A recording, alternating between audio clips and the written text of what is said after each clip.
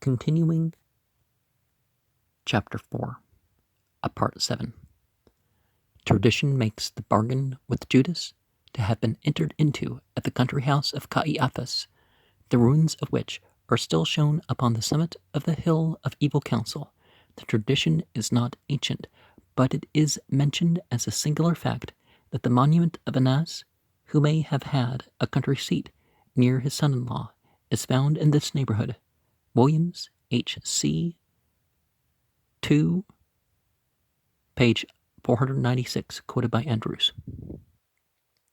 The intent of the meeting was to devise some scheme of subtlety by which they could quickly move him out of the way. They did not dare to attempt to take him openly. He had adherents and warm partisans. The populace were excited in his behalf. His recent miracles and his manifest triumph over his church party in the most public manner had brought the people to his side. The shouts of the Palm Sunday messianic salutations had scarce yet died out of the air. If they arrested him publicly, there might have been a public attempt at rescue, and then there would have been a collision.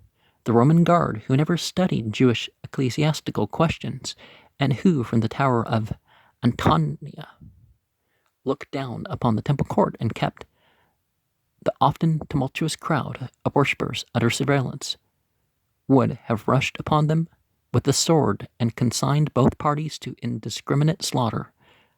By craft, therefore, must he be taken. After long consultation, this was the result of their deliberations, that the Passover should be allowed to go by, that the crowds of visitors to the metropolis on this festal occasion should be permitted to depart, and that then to the Sanhedrim should contrive to do away with Jesus without noise, without calling attention to him. And to this day, people try to pick victims where there's not going to be a fight, or especially after consequences as obviously going to happen. It seemed never to have entered their minds that this end might be gained by the treason of some member of the circle of Jesus, which they were resolving should be after the Passover. Jesus was predicting should take place on that very day.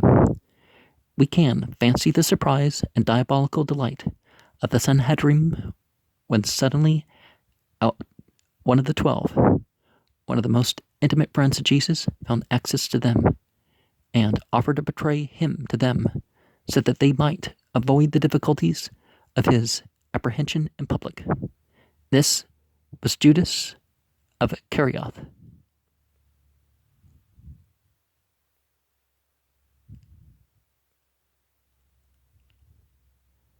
The reply of Jesus to his criticism of Mary's waist.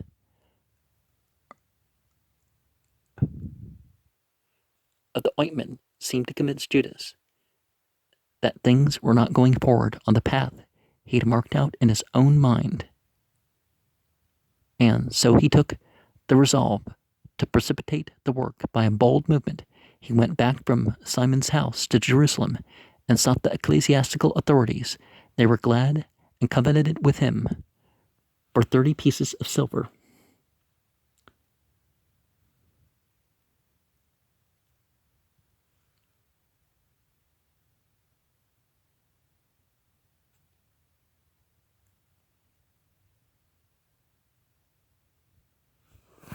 So, see, that's the letter CH.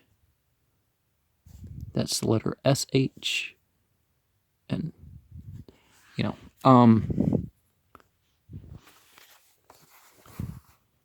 and 4 pillars around the center bit with the star.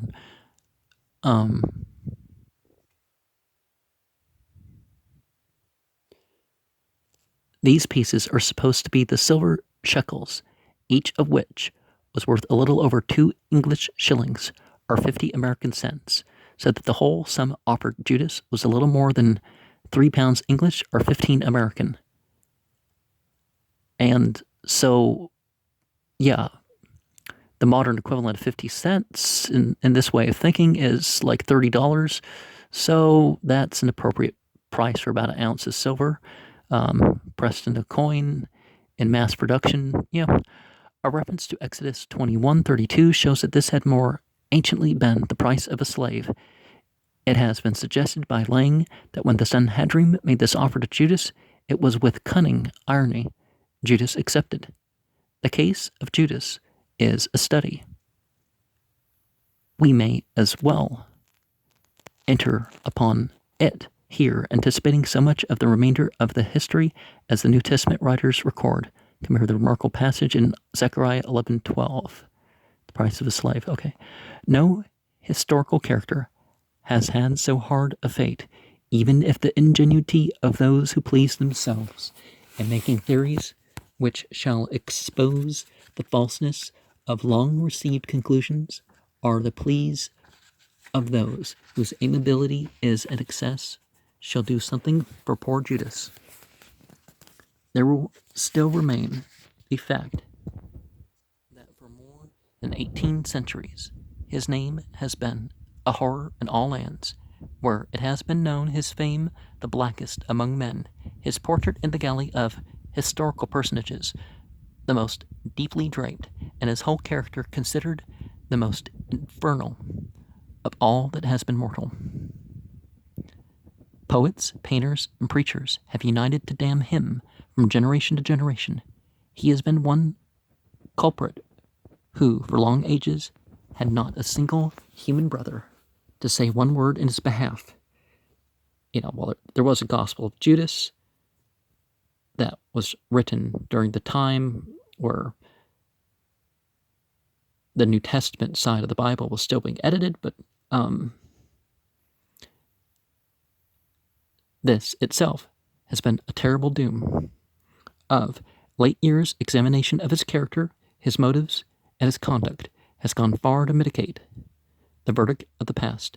I've been told by a friend that in South America an image of Judas is submitted on certain days to the popular execration, and that he himself had given Judas a kick in the streets of Rio.